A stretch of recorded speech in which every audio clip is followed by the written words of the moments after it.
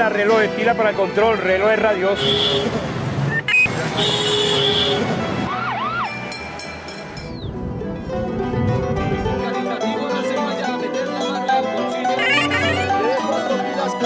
Continuando con la alianza informativa entre Directo Bogotá y el periódico Arteria, en ese momento tenemos invitada a una colombiana que hace varios años se fue a vivir fuera del país, a los Estados Unidos específicamente.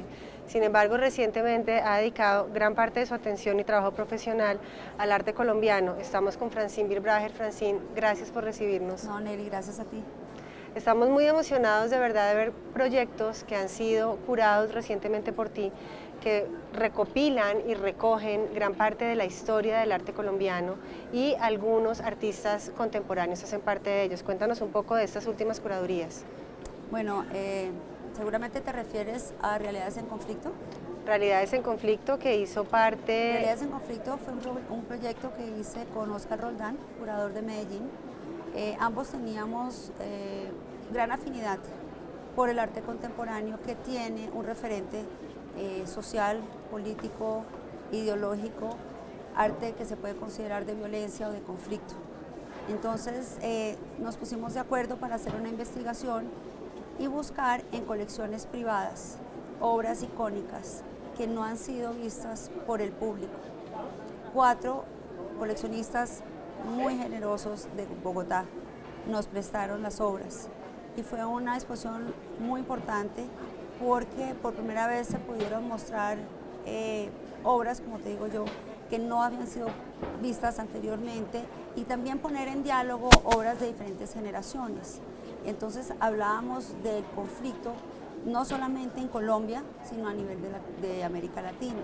Por ejemplo, recuerdo, teníamos una obra de Débora Arango, y esa obra estaba en diálogo con una obra de Liliana Porter, que hablaba precisamente de la violencia, del desplazamiento, del conflicto social.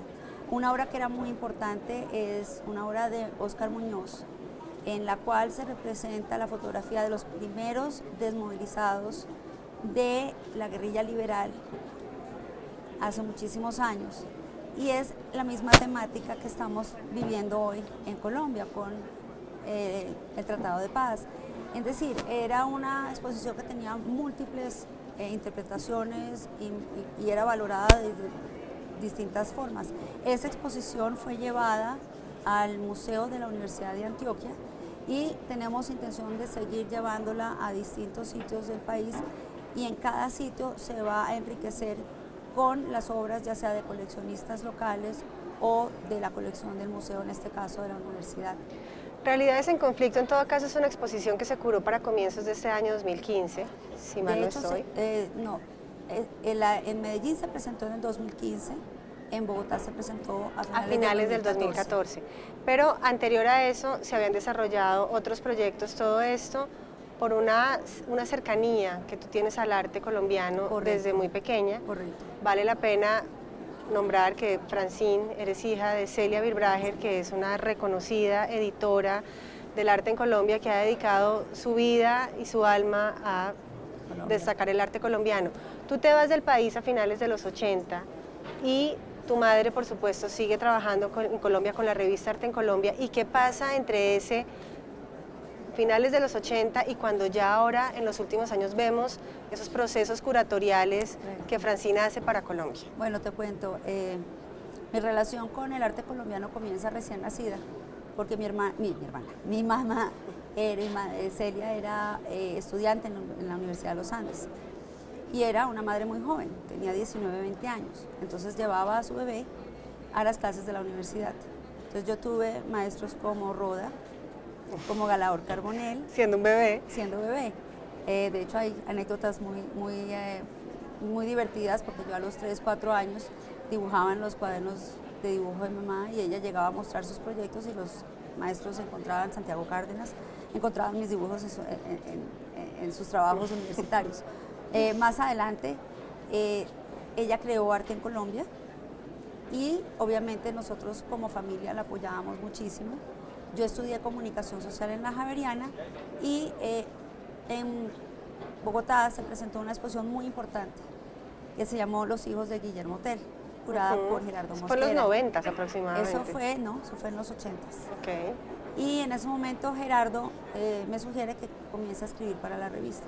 Entonces yo empiezo a escribir como colaboradora de Arte en Colombia. Viajo a Estados Unidos de vacaciones y por razones familiares termino quedándome en Estados Unidos. Ya a finales de los 80 comienzo a trabajar el proyecto Art Nexus, porque hasta ese momento la revista se llamaba Arte en Colombia, y comienzo a trabajar tiempo completo con mi mamá, yo en Miami, ella en Bogotá, aunque ella viaja evidentemente muchísimo por las ferias y los distintos eventos, y comienzo a trabajar como editora en Miami y de tiempo completo con Art Nexus hasta el 2001. Entonces mi vínculo siempre ha estado ahí, pero era más como colaboradora y también como coleccionista, porque yo he adquirido arte colombiano desde que tenía 15 años. De hecho, claro, siempre hubo ese acercamiento. Mi primera obra que recuerdo haber comprado fue una serigrafía de Ramírez Villamizar. ¿Que todavía tienes? Todavía la tengo. Yo no vendo. Yo compro arte para vivir, para disfrutarlo. No lo tengo todo expuesto, pero lo disfruto y lo aprecio y lo vivo, es lo más importante. Acabas de terminar un doctorado que tiene que ver con historia latinoamericana y que además está inspirado en algo que es fascinante dentro de la familia tuya, y es el amor por el Carnaval de Barranquilla. ¿Cómo es eso? ¿Cómo la historia del arte se vincula? Yo hice mi maestría en Historia del Arte en la Universidad de Miami y me di cuenta que para trabajar en Estados Unidos, en el campo que yo quería trabajar, si uno no tiene un doctorado, no te valoran de la misma manera. Desafortunadamente en Miami no existe un doctorado en Historia del Arte. Entonces opté por estudiar Historia Latinoamericana, lo cual fue extremadamente valioso, porque el arte que a mí me interesa en América Latina precisamente tiene ese referente al contexto sociopolítico, socioeconómico, ideológico. Y entonces fue realmente una gran ventaja aprender y profundizar en la historia de América Latina, especialmente en algunos países que me interesaban más, como Cuba, México, Brasil y Colombia. Y a partir de ese doctorado empiezo a desarrollar un interés no solamente por las artes visuales, sino por la cultura, por la historia, lo que llaman cultural history, historia cultural.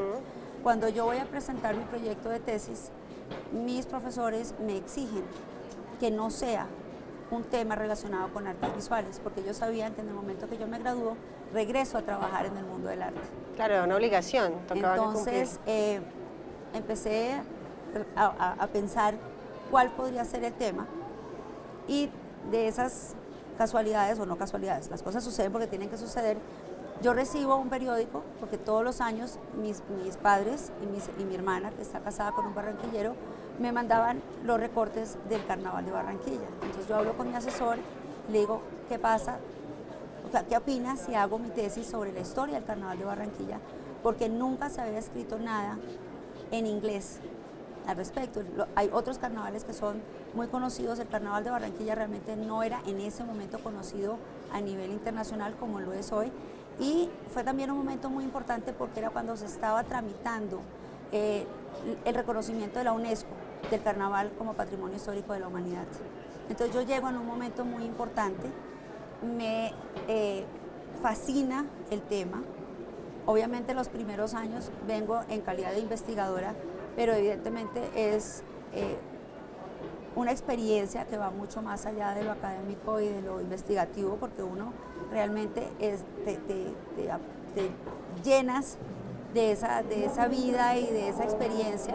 Tengo la gran suerte que fui invitada a participar como marimonda en las marimondas del barrio de abajo, o sea que no era solamente ir a ver, sino era realmente a vivir, a gozarse el carnaval desde todas las... ¿Cómo es la participación de una marimonda? Perdóname, es una cosa muy particular. Bueno, la marimonda, no sé si tú sabes el origen de la marimonda. La marimonda es el disfraz autóctono del Carnaval de Barranquilla.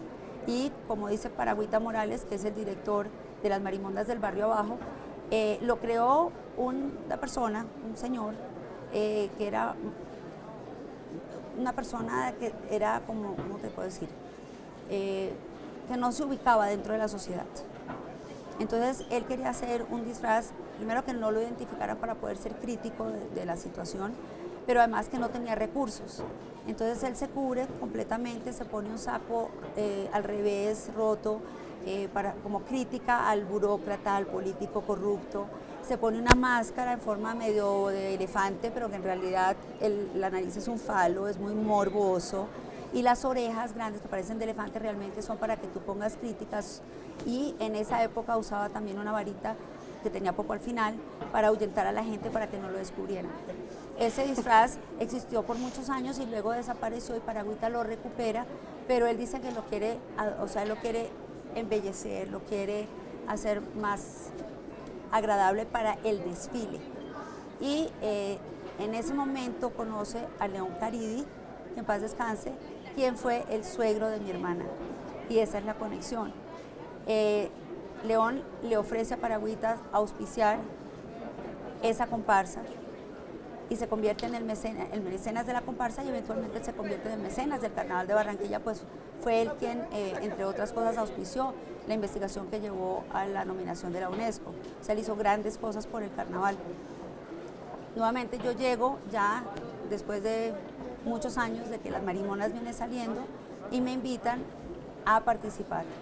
Y básicamente es un grupo muy especial porque es el único grupo, cuando yo empiezo a participar, que incluía gente del barrio abajo, gente muy humilde, políticos, gente de mayores recursos e invitados especiales, incluyendo, por ejemplo, embajadores políticos, ministros, y todos vamos bailando en la Vía 40, disfrutando, amenizando al público, y es una experiencia realmente maravillosa. Terminado el doctorado, empiezas con los proyectos curatoriales que se desarrollan, el que ya hablamos al principio, Realidades en Conflicto. Sin embargo, hay otro proyecto que presentaste recientemente en Christie's en Nueva York, Sí. Colombia Contada. Bueno, te cuento un poquito hacia atrás. Estando en el doctorado, una de las profesoras que era asesora de mi equipo asesor, la doctora Carol Damian, fue nombrada directora del Patricia and Philip Frost Art Museum de la Universidad Internacional de la Florida. Y ubicado ella me invita, en Miami. Está en Miami, exactamente. La Universidad Internacional de la Florida es la universidad pública de Miami. Y ella me invita a participar como curadora adjunta con proyectos específicos. El primer proyecto que yo presento es una exposición del trabajo de María Teresa Hincapié, a quien yo admiro muchísimo como pionera del arte performance en Colombia, y se inauguró exactamente un año después de su fallecimiento.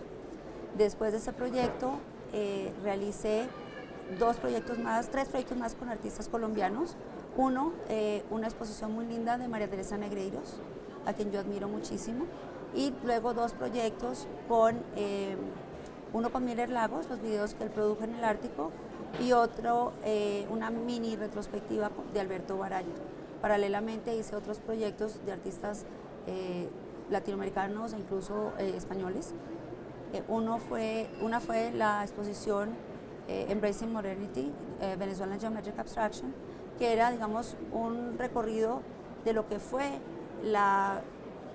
los orígenes y el desarrollo de la abstracción en Venezuela. En Venezuela se conocen básicamente, fuera de Venezuela se conocen solamente tres artistas, que son Soto, Cruz Díez y Otero. Y en esa exposición tuvimos más de 34 artistas. Todas las obras provenían de colecciones privadas. Todo el movimiento neoconcreto que ya estaba en ese momento ubicado en los Estados Unidos. Lo que fue desde el principio en París y Venezuela hasta, digamos, los años 70. Luego hice otra exposición muy bella de un artista español que se llama José Manuel Ballester, una serie que él tiene que se llama Espacios Ocultos, en los cuales él representa obras de arte de la historia del arte occidental, que están en museos como el Prado, como el Uffizi, la Última Cena, y él digitalmente le retira todas las figuras humanas. Luego vuelve a imprimir, luego él pinta digitalmente, él es pintor y él estudia cada uno de esos artistas para ver cuál es su técnica, cuál es su pincelada, y digitalmente pinta lo que hubiese sido Sin los personajes. sin los personajes, rellena la obra y la vuelve a imprimir al tamaño y la barniza y queda una última cena sin Jesús y los apóstoles, una anunciación sin el ángel y sin la Virgen, un Vermeer sin el pintor y la modelo, o por ejemplo el Bosco sin todos los personajes. Increíble. Y es una cosa increíble. Es Y una- estas exposiciones fueron presentadas para el Frost Museum todas en en Miami. el Frost. Ok. Luego, hace 2 años, volví a vincularme a Art Nexus, pero ya a nivel de la fundación. La fundación Art Nexus la maneja mi mamá aquí en Bogotá, y yo creé el Art Nexus Foundation en Miami para adquirir fondos para manejar 2 proyectos. Uno, el centro de documentación que funciona aquí en Bogotá, y luego el proyecto de las Nieves, que es un edificio en el cual hay artistas, pero también tiene un espacio independiente para exposiciones. Al crear ese espacio, se le da la oportunidad a curadores independientes que hagan propuestas, y yo hice la primera propuesta, fue Arte Contexto, no sé si te acuerdas de esa exposición. Hace 2 años aproximadamente. Bueno, no, fue ya en el 2010, No. sí, en el 2010. Es que pasa el tiempo. Esa exposición estaba basada en una colección particular y eran todas obras inspiradas en la literatura o que tuviesen texto en la realización misma de la obra. Nuevamente me interesaba mostrar al público obras de una colección privada que de otra manera no hubiesen sido expuestas. Luego vino Realidades en Conflicto, y ahora la exposición que estoy presentando, que se llama Más allá de la abstracción. Que está actualmente en el Exacto, espacio inauguró Art ayer y Nexus. está hasta noviembre 16. Hay algo que mencionas que es muy particular de tanto de la exposición de los artistas venezolanos y ahora de las exposiciones de Realidades en Conflicto, Arte en Contexto, y es esa aproximación a obras de colecciones particulares, y que además entiendo que son obras importantes y que son obras destacadas de cada uno de sus artistas. ¿Cómo funciona ese coleccionismo entonces? ¿Cómo es ese coleccionismo visto en los Estados Unidos en comparación con el coleccionismo en Colombia, si hay piezas importantísimas en particulares? Bueno, te comento, en Estados Unidos la experiencia que yo tuve, estuve 19 años en la Junta Directiva del Museo de Arte Contemporáneo de North Miami. Ese es el MoCA. El MoCA. Y en Estados Unidos, para validarte como coleccionista, en general, la persona se vincula con la institución, tú prestas tu obra o tú donas tu obra, y eso valida tu visión y la forma acertada de haber escogido una obra icónica de un artista en particular. En los Estados Unidos, En los Estados Unidos. así funciona. Acá no existe hasta ahora esa relación con la institución. El coleccionista en general tiene su obra, vive con su obra, pero no la comparte. En los últimos 2-3 años hemos visto un fenómeno muy particular en Bogotá, ¿no? Estoy pensando, por ejemplo, en Alejandro Castaño, que acaba de pasar por acá.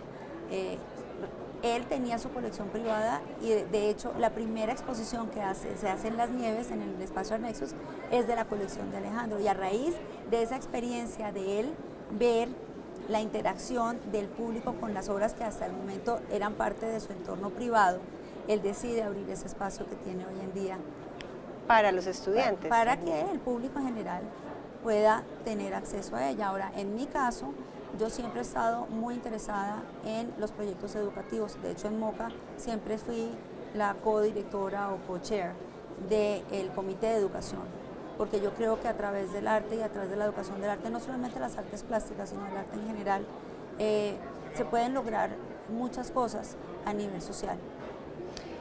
Esa intención también se proyecta y se realiza en el espacio de Art Nexus aquí en Bogotá. Sí. ¿Qué tipo de actividades desarrollan de formación? Bueno, hay dos aspectos. Uno es el centro de documentación, al cual el común, o sea, estudiantes, profesores, personas interesadas en el arte que quieran leer o investigar o informarse sobre algún tema o algún artista, pueden ir al centro de documentación y consultarlo gratuitamente. El espacio que está en Las Nieves, que es el espacio Art Nexus en el segundo piso, También es de acceso gratuito, pero para poder ver las exposiciones hay que llamar a la revista, a la oficina de Nexos o de Arte en Colombia y pedir que les den el acceso. Sin embargo, también se organizan visitas guiadas especialmente para grupos universitarios. Se han hecho especialmente en la Universidad Nacional y de la Universidad de los Andes, pero con realidades en conflicto por el tema que se trató. Se trajeron también grupos de diferentes colegios de la ciudad. Y en ese momento se programan visitas para que podamos ir a ver de manera guiada la exposición que se realiza. También algo muy interesante que está sucediendo en Bogotá es que hay varios gestores culturales a nivel individual o de institución que ya nos han contactado, por ejemplo, para venir a visitar esta nueva exposición que se llama Más allá de la abstracción. Artistas colombianos, artistas latinoamericanos, ¿de qué trata esta curaduría que además está realizada en conjunto con Celia? Exactamente, es la primera vez en 15 años que trabajamos conjuntamente y la primera vez que hacemos una curaduría en conjunto. ¿Y cómo fue esa experiencia? Maravillosa. Yo le propuse hace ya varios años hacer una exposición sobre arte abstracto cuyos artistas proceden de América Latina. A mí no me gusta categorizar como arte latinoamericano. De hecho, uno de mis trabajos como curadora ha sido siempre lograr que se identifique al artista que se origina o que nace en América Latina o trabaja en América Latina como un artista contemporáneo, no como latinoamericano. Sin embargo, no se puede negar que el contexto, el referente es importante en la realización de su obra. Y en este caso, mi propuesta es muy sencilla. Yo veo la abstracción en Estados Unidos y en Europa de una manera muy diferente a la abstracción que se genera o que crean los artistas latinoamericanos. Hay un referente muy fuerte con lo que fue el arte abstracto en los Estados Unidos en los años 50, lo que fueron los desarrollos del concretismo en Europa. La parte formal, tienes el minimalismo, tienes el abstracto expresionista. En América Latina lo que sucede es algo muy diferente, precisamente por el contexto en que se desarrolla. Y en este momento yo creo que el aporte de la abstracción latinoamericana a la historia del arte es precisamente eso, esa variedad de referentes, ya sea, por ejemplo, el arte precolombino, en el caso de la obra de Mónica Bravo.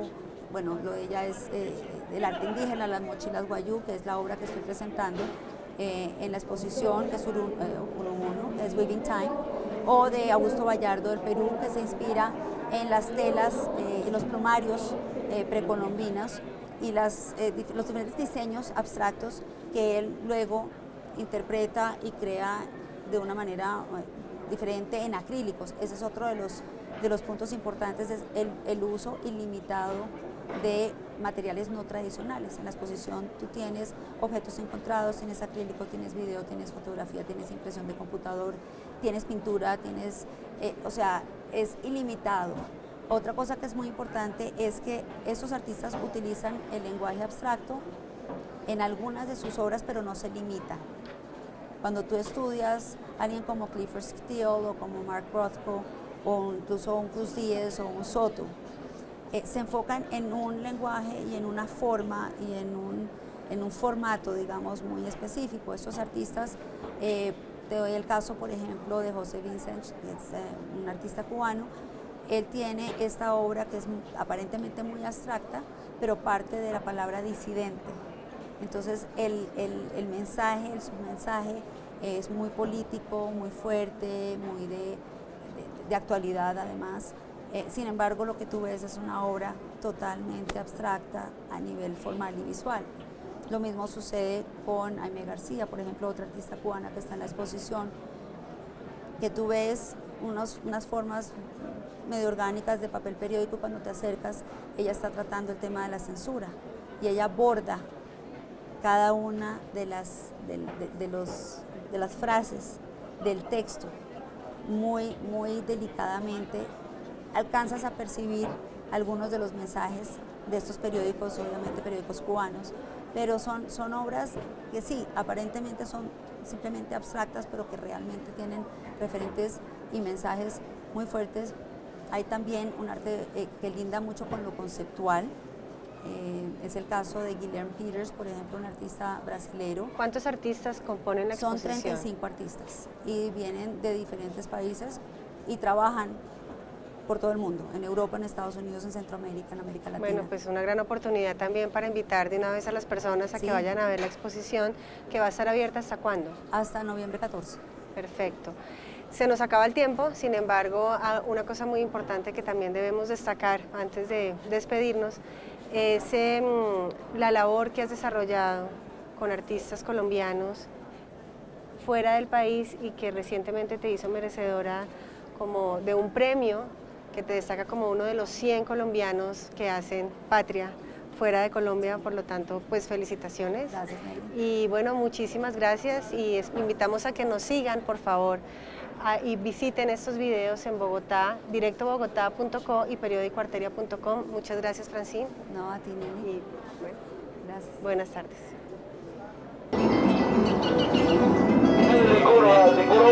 Pila, reloj, pila para el control, reloj radioso.